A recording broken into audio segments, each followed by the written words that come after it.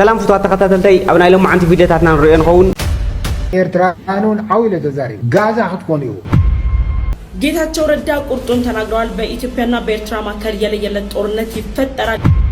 ድሕር ናይ ትግራይ ዘሎ ኩነታት ላብ ኤርትራ ማርች ከም ዝገብሩ እዩ አንፊቶም ኣለው ኣብቲ ናይ ኤርትራ ወዲ አፈወርቂ ቀርና አፍሪካን ሚድል ኢስትን ተቆጻጽሩዋ ሰማሃል ስለ ወደቡና ጠቅላዩ አሁን ካለው የኢትዮ ኤርትራ የባህር በር መውጫና የቀይ ባህር ውጥረት ጉዳይ እንደዚሁም በአፈጻጸሙ ረገድ ብዙም ወደፊት መግፋት ባልቻለው ግብጽና ሳውዲ አረቢያ በቀይ ባህር ላይ የባህር ላይ ወታደራዊ ልምምድ ሰላም ታዚ ናይ ወይኔ ከይመስለካትኩም ናይ ብርክት ወለ ሰብ ሰላምታይ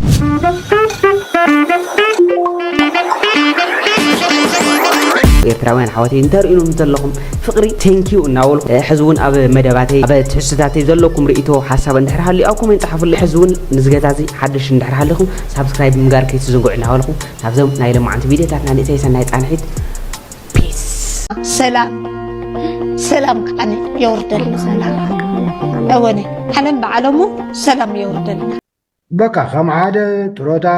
መለስ ተለዞ ጻኹ ሰብያ ኣነ ጥሮታ ወፂና እናሃለና በረኻ ወሲና ኢና እሞ መርቑና ዝብልኹም ኣለዉ መርቑዎም ኣነ ይትመርቑዎም ኣይብልን ኣነ ግን ኣይከድኩን ኣይከይድን ጠበንጃ ክነጥፍ 17 ዓመት እንትንዋጋእ ንህዝቢ ትግራይ ዝመሓልናዮ ኣይረሳዕኽዎን ጠበንጃ ገዲፉ ብፅባሒቱ መዓንጣና ሸጥ ኣቢልና ናይ ኩሉ ዝኸፈልካዮ ዋጋ ዕዳ ክንከፍል ኢና እንትበሃል እየ ዝፈልጥ ከይዱ ድማ ጠቕሊሉ ተኻሒዱ ልዕሊ ሚልዮን ናይ ማረት ስርናይ ናይ ተኽለወይኒ ስርናይ ለማኒ ብትእምት ብትቆፃፀሮ ናይ ዓዲ ሙሉእ ዕዳጋ ትግራዋይ ይዘርፈና ኣሎ ንትግራዋይ ክፅሕስ ተሓሲቡ ዝነበረ ሳርተ ዝበሃል ተፈጥሮ ናይ ትግራይ ፍልጠት ናይ ተጋሩ ናይ ደገ እውን ፍልጠት ምፃእ ይከኣል እዩ ቴክኖሎጂ ምፃእ ይከኣል እዩ ሓድሽ ትፈጥረሉ ግዜ ይኮነን ዝፈጠሩ እኒአው ፍልጠት እውን ካብ ደገን ካብ ውሽጥን ተፈጥሮ ሃፍቲ ናይ ትግራይ ህዝቢ ትግራይ ድማ ናይ መንዳንኡ ተነዴታት እኮ ናይ መንዳንአን ተባሂለን ቆልዓ ሓዚለን ብነፃ 12 ኪሎ ስርናይ መኻነ ይወስዳን ሸቂለን ይብልዓዓ ተባሂለን ብመጋፍያ ገይረን ቆልዓ ሓዚለን ሓመድ ተረሲንግ ሓመድ እንትፍሕራ እዙይ ተበይኑ እዙይ ጥራይ ዘይኮነ ድማ ምስ ኢትዮ ኤርትራ ብቐሊሉ መቸም እቶም ኤርትራ ነጊሮም ኣውጊዕና ኢና ብዙሓት እውን ይርድኡ ኣሎ ኢለ ይሓስብ ህግደፍ ሻዕብያ ቀደም ክጠፍእ ዝነበረ ካብ ጉድጓድ ኣይኮነን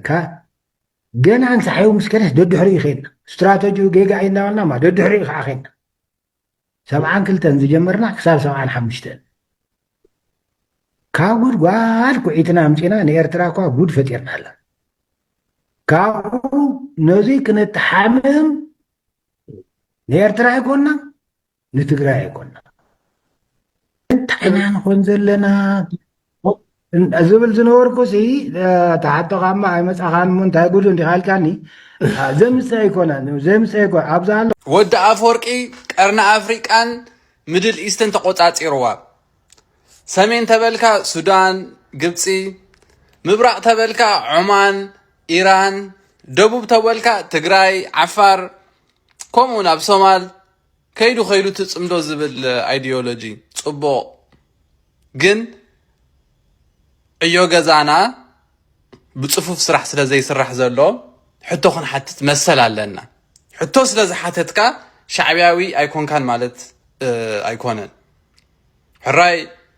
ፎሬን ኣፌርስ ጽቡቕ ኣሎ ንሕና ከመይ ኣለና ምስተኣሰርና ጠበቓን ወሃበና ዶ ፍርድና ብወግዕ ንገረና ዶ ደቂ ኣንስትዮ ክእስተራ ከለዋ ናይ ፒሪድ ኣቑሑት ወሃበን ዶ ሰብ ብፅፍዒት ይበሃል ዶ ምስተኣሰረ እዚ ክተርፍ ኣለዎ እዚ ተዘይተሪፉ ዳ እንታይ ጥቕሚ ኣለዎ ፅምዶ ወዲ ፅምዶ ፕሬዚደንት ኢሳያስ ኣፈወርቂ ንኣቦና በረኸት መንግስቲ ኣብ እንታይ ኢልኩም ዝፅውዑ ትፈልጡ ዶ ራህባ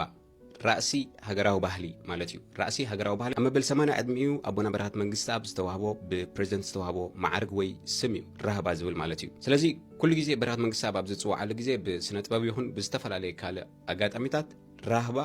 ክቡር ዶክተር ባህር በረኸት መንግስቲ ኣብ ተባሂሉ ይፅዋዕ ማለት እዩ ኣብ ትግራይ ካብ ሕዳር 14 ጀሚሩ ዝናይ ሕዳር ሒዝናዮ ዘለና ድሕሪ 2 ሰሙን ጀሚሩ ፍሉይ ዘመቻ ዝበሃል ንምጅማር ምድላዋቶም ወዲኦም ኣለዉ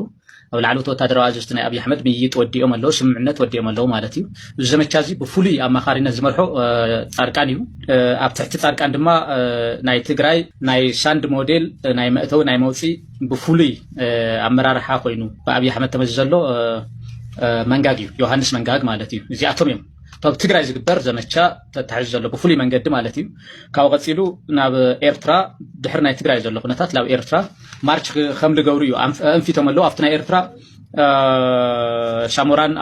ኣበባው ታደሰን ብላዕለዋይነት ናይ ምምራሕ ዕድል ኣለዎም ተባሂሉ እዩ ለኣይ ውሽጢ ዝመፀኒ ሓበሬታ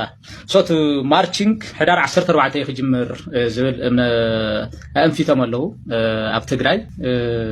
ንምንታይ እዩ ትግራይ ናይ ግድን ኩናት ክጅመር ኣለዎ ሕዳር 14 ዝብል ከም ሪዝን ኣቕሚጦሞ ዘለዉ ከም ምክንያት ሓደ ናትና ሰራዊትን ናይ ምክልኻል ዓቕምን ግዜ ብልተዋሃቦ ቁፅሪ እናተዳኸመ እናተፈላለየ ከይድ ከሎ ናይ ሕወሓት ተጋደልቲ ግን እናተጠናኸሩ ኣልያንስ እናፈጠሩ ኢሉ እውን ንፋኖ እውን ንኦነግ እውን ምስ ኤርትራ እውን እናተፃመዱ እናሓየሉ እዮም ዝመፁ ዘለዉ ሶዚ ግዜ ተተዋሂቦ ንሕና ንብላዕ ኣለና ብድውልና እዩ ካልኣይ ኣብ ኣዲስ ኣበባ ዘሎ ኩነታት ዓመፅ ቀዲሙ ክለዓል ይኽእል እዩ ስለዚ እዚ ነገር እዚ ግዜ ብልሃብና ቁፅሪ ሕወሓት ላተርንዐ ልፋኖ እውን ኦላ እውን እናተሓበረ ብድሕሪት እውን ሻዕብያ እውን ስለ ዘሎ ንሕና ብድውልና ንሰዓር ስለ ዘለና ናይ ግድን ሕዳር 14 ሕዚ ዝመፅእ ዘሎ ኣብ ልዕሊ ትግራይ ፍሉይ ዘመቻ ዝብል ተልእኮ ዘለዎ ጻድቃን ብላዕለዋይነት ኣማኻርነት ዝመርሖ ዮሃንስ መንጋግ እውን ኣብ ናይ ካርታ ኣብ ናይ ኣንፈት ኣብ ናይ ዝተፈላለዩ እዝታት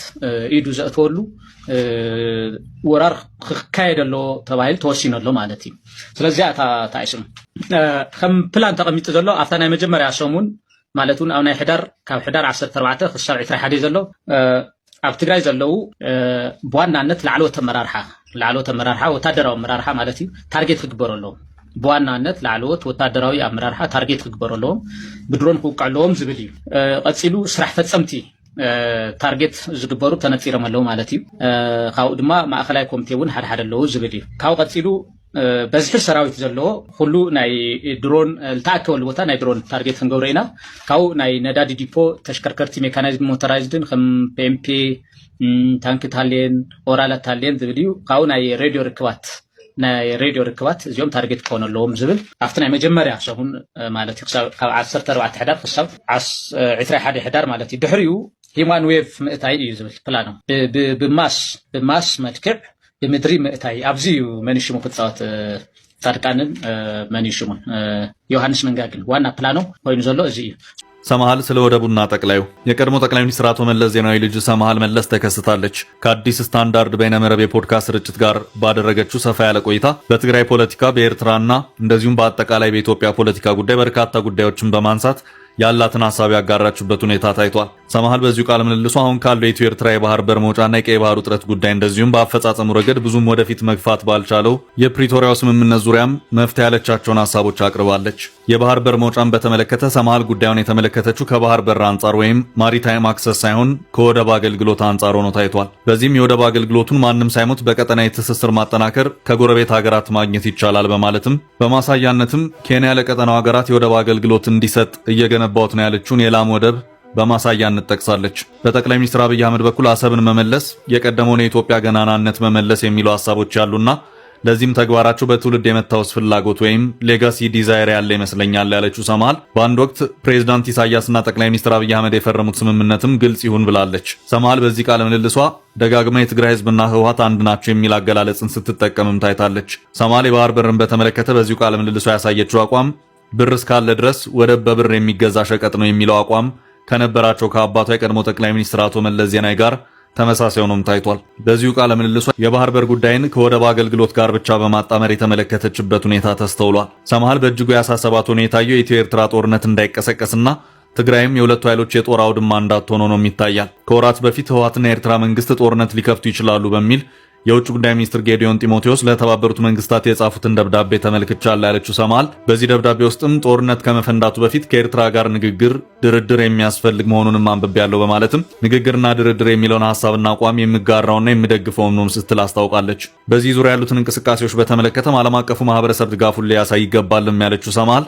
ሆኖም ዓለም አቀፉ ማህበረሰብ የራሱን ጫና አሳድሮ ሀገራቱ ወደ ጦርነት እንዳይገቡ በማድረጉ ረገድ ግን ስማቸውን ያልጠቀሰቻቸው የውጭ ኃይሎች ጣልቃ ገብነት እንቅፋት የሚሆንበት ሁኔታ እንደሚኖርም አክላ አመልክታለች። ከኤርትራ ጋር ተደራድሮ መፍትሄን ለማምጣትም በኢትዮጵያ በኩል ስለ ሀገርና ሀገረ መንግስት ግንባታ ወይም ኔሽን ኤንድ ስቴት ቢልዲንግ ቁጭ ብሎ መነጋገር ይገባል። ያ እስካልሆነም ድረስ ከኤርትራ ጋር የሰላም ድርድር ማድረጉ ብዙ የሚሰራ አይመስለኝም ስትልም ማብራሪያዋን ሰጥታለች። ሰማል በዚሁ ቃለ ምልልሷ የትግራይ ልሂቃንና የፖለቲካ ኃይሎች በአጠቃላይ ስልጣን በአቋራጭ የሚፈልጉ ናቸውን በማለት አጥብቃ የተቸችበት ሁኔታ ታይቷል። የፕሪቶሪያው ስምምነትን መሬት ላይ አውርዶ እንዲፈጸም በማድረጉ ረገድ ፈተና ሆኗል ያለችውም ራሱ ስምምነቱ ነው ስትልም ሰማል ተናግራለች። በጦርነቱ ውስጥ ብዙ ተዋናያን ነበሩ። ነገር ግን ስምምነቱ የተፈረመው እነዚህን ተዋናያን ባቀፈ መልኩ ሳይሆን በፌዴራሉ መንግስትና ህወሓት መካከል ነው ያለችው ሰማል የብዙዎች ተሳትፎ የነበረበት ጦርነት ነገር ግን በመጨረሻ ሁለት አካላት ብቻ የተስማሙበት ስምምነት መሆኑ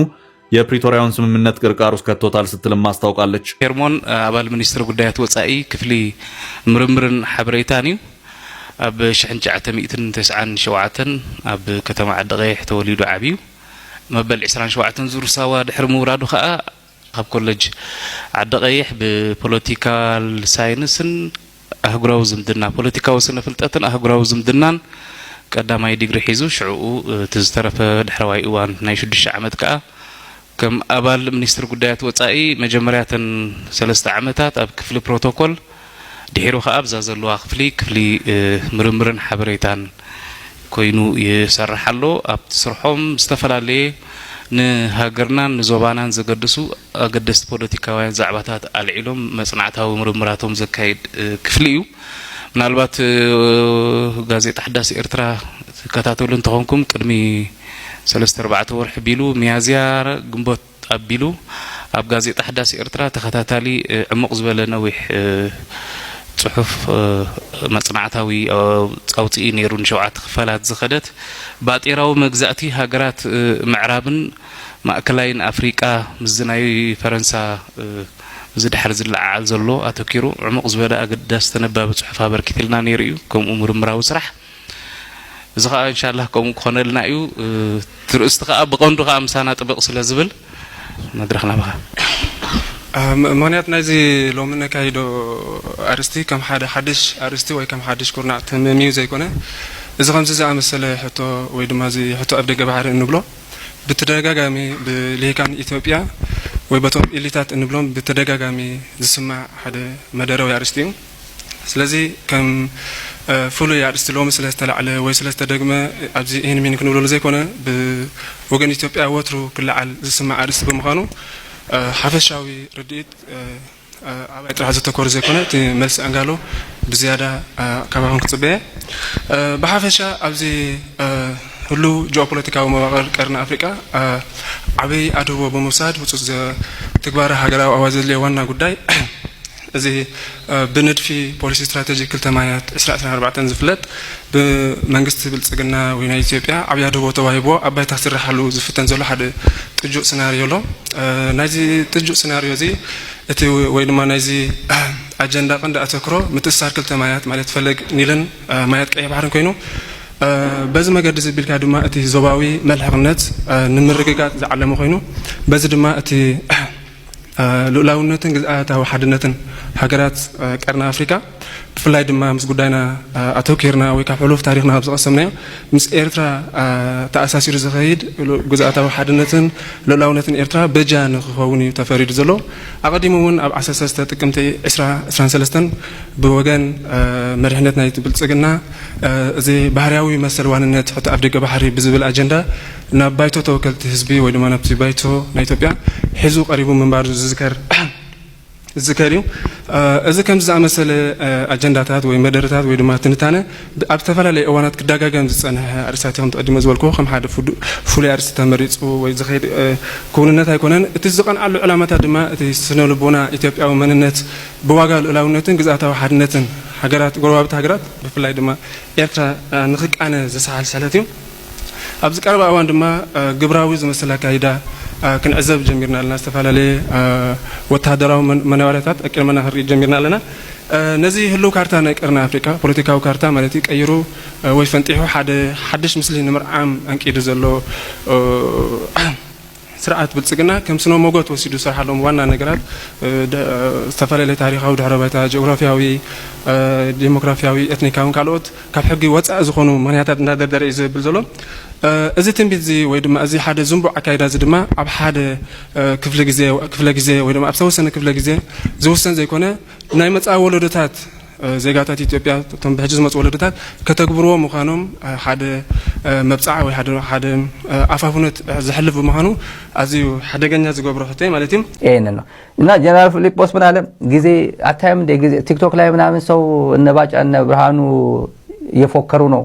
የምናምን ነው ሲል እኛ ቲክቶክ ላይ ቲክቶክ ጊዜ የለኝም አጭር ለቲክቶክ ጊዜ የለኝም ጊዜ ያለው ነው ቲክቶክ ላይ ምናምን ማድረግ ምሽል እኔ ለቲክቶክ ስለሌለኝ እኔ ስራ ላይ ነው የምንውለው አለ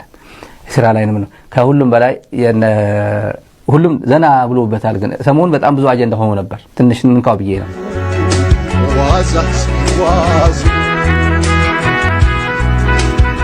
ክቡር ጀነራል ኣብ ማሕበራዊ መራኸቢ ጌሹ ከሎ ይተመልሰን ገለመለስ ብልዝሉ ኩነታት ፈኸራታት አሉ ሓንቲ ቃል ግን ክትዛረብ ሰሚዕና ካን ፈልጥኒና ሞት ካታተል ሊኻ ማሕበራዊ መራኸቢታት ማይገበረል ከን ሕልፍ ስራሕ ዘሎ ኮይኑ ስለዚህ ሓንቲ ቃል ሳያመልሳ ዝዛረቡ ቶም ግዜ ዝረኸቡ እዮም ቶም ግዜ ዝረኸቡ ስራሕ ኣለዉ ማለት ከንና ክቡር ጀነራል በኤርትራ ባሉ ሰራዊት ከፍተኛ አመራሮች ጥረት እንደ አዲስ ፍቅራችን ኑሯችን ለመገናኘት በቅተን ፈልጋለን። ምናልባት ብዙ ጊዜ ከኛ አዛዦቻችን ጋር ይበልጥም ደግሞ ጀነራል ፊሊጶስ ምን ጊዜም ከኛ አልተለየም አባታችን ነው መካሪያችን ነው አዛዣችን ምን ጊዜም ከኛ አልተለየም አሁን ይሄን ቁጭ አድርገዋለሁ አሁን 4 ኪሎ እዛ ቢሮ ተቀመጥ ብሎ ከዛ አነሳዋለሁ ይሄን ሰውዬ እና የጀነራል ፊሊጶስ በእውነት እንደ አዲስ ፍቅራችን ታድሶ ምናምን አስቡት ቶኑ ይሄ ከፕሪቶሪያ ሰላም ስምምነት በኋላ ነው መራሽ ላይ አብሮ ነበር ከሐሊዋይ ጋር ያኔ አንድ ኢቨንት ላይ ነበሩ እና የጀነራል ለማስታወስ ነው ሁለቱም አፕሪሺየት ያደርገው እኔ አፕሪሺየት ከማደርገው መሰለ አፕሪሺየት አድርገው ብዬ እኮ ነው አባታችን አለቃችን አዛዛችን እኔ የመሰለ አዛዥ ብርሃኑ ጁላ ይመስለኝ ነበር የመሰለ አዛዥ ምክትሉ አበባው ታደሰ ይመስለኝ አዛዡ ለካ ማዶ ነው አዛዣችን ናቸው አባታችን ናቸው መካሪያችን ናቸው ምናምን ያለው አጀሬ ይሄ ከየት እንዴት ተብሎ ይደበቅ የትኛው አካባቢ ዶክመንት ነው ከየት በኩል ተረተረት ተብሎ የሆነ ጸሐፊያን መጥተው ሊቀ ምናምን ተብሎ ውሸት ነው ድሮ እንደዚህ ኤርትራ ዘመተችም ውሸት ነው ኢትዮጵያ ጀግናዋ ጥንታዊቷ ታሪካዊቷ ዓለም አቀፊቷ ኢትዮጵያ ራሷን በራሷ ጠብቃ አይኖረች ማንንም ጣሊያን ያልገዛት ምናምን 5 ዓመት ጣሊያን ገዝቷታል ግን ጣሊያን ያልገዛች ነው የሚባል እንደዚህ ያረጋት ምናምን ተብሎ ይሄ ድሮ ቢሆን ይጻፋል ይሄ በተረተረት ይሰረዛል በፓወር ነው እንደፈለ ታሪክ እንደ ጸሐፊው ነው ሰርዞ አሁን ግን በቪዲዮ በዶክመንት የተያዘ ወዴት ይሄዳሉ አብይ ደግሞ እኛ ሉዓላዊነታችን አሳልፈናል ማንሰጥ ብርሃኑ ጁላም 5 ኮከብ ደርድሮ እዚህ ጋር ጄኖሳይድ ፈጽሞብኛል ያለ ሻዕቢያ ጋር ሄዶ ጽምዶ ብሎ ይላል ምን አባክስ ታረግ ነበር እዚህ ጋር አበሉት አይደረግም እኮ ያው ይሄ አይደረግም እኮ ስንል ሲሪየስ ጉዳይ ነው ማወራው እዛ ጋር ስትረስ እንዳረግበት ነው አይደረግም ያ ጊዜ is over is gone ይላል አብይ አህመድ ነው is gone ጌታቸው ረዳ ቁርጡን ተናግረዋል። በኢትዮጵያና በኤርትራ መካከል የለየለት ጦርነት ይፈጠራል የሚል ስጋት እያስቀመጡና በኢትዮጵያና በኤርትራ መካከል የለየለት ጦርነት ለመፍጠር እየተንቀሳቀሱ የሚገኙ የውስጥና የውጪ ኃይሎች ሁሉ መስማት የማይፈልጉት መልእክት አቶ ጌታቸው ረዳ በለንደን የሚገኘው የአልጀዚራ ጋዜጠኛ መዲ ሐሰን ጋር ባደረጉት ቆይታ በኢትዮጵያና በኤርትራ መካከል ጦርነት አይፈጠርም፣ ሁለቱም ሀገራት ጦርነት የሚያመጣውን ጦስና መዘዝ በሚገባ ያውቃሉ የሚል አስተያየታቸውን መሰንዘራቸው ተሰምቷል። ጌታቸው ረዳ በለንደን ከአልጀዚራ ቴሌቪዥን ጋር ያደረጉትን ቆይታ ከሰዓት አካባቢ ላይ ሙሉ ኢንተርቪው እንደሚለቀቅ የተለያዩ ምንጮች እየገለጹ ይገኛሉ። አቶ ጌታቸው ረዳ ግን አስረግጠው የተናገሩት በኢትዮጵያና በኤርትራ መካከል ጦርነት የምትናፍቁ አካላት በሙሉ ሁለቱ ሀገራት ወደ ጦርነት አይገቡም፣ ዲፕሎማሲን አማራጭ አድርገን ጉዳዮቻችሁን በዲፕሎማሲያዊ መንገድ እንጨርሳለን ብለዋል። እንግዲህ የጦርነት ነጋሪት የምትጎስሙና ለኤርትራ እየደገፋችሁ የምታጨበጭቡ አጨብጫቢዎች ይሰማል። ጦርነት የሚባል ነገር የለም። የኢትዮጵያን የውስጥ ሰላም ለማወቅ የሚንቀሳቀሱ የኤርትራ መንግስት ባለስልጣናትን ጨምሮ ወደ ጦርነት እንዳይገቡ የሚያደርጋቸው ትምህርትን ካለፈው ዘመን ወስደዋል። ኢትዮጵያና ኤርትራ የጦርነትን አስከፊነት በዓለማችን ላይ እጅግ ከተረዱ ሀገራት መካከል ከቀዳሚዎቹ ተርታ የሚሰለፉን ጭምር እንደሆኑ ዓለም የሚያውቀው ነው። ስለዚህ ኖ ሞር ዋር፣ ጦርነት የሚባል ነገር የለም። ሙሉን እንግዲህ አልጀዚራ ኢንተርቪውን ይዞ ሲወጣ ሙሉ ኢንተርቪውን ሀሳብ ጨመቅ አድርጌ ይዤላችሁ እመጣለሁ። ክሳብ ሰዓት ስለልጸናሕኩም ተንክን አወልኹ ኣብ ቀጻሪ ብኻልእ ቪድዮ ክሳብ ዝምለስ ኣብ ዝክፍለይኩም ወድሓንኩም ፕሊዝ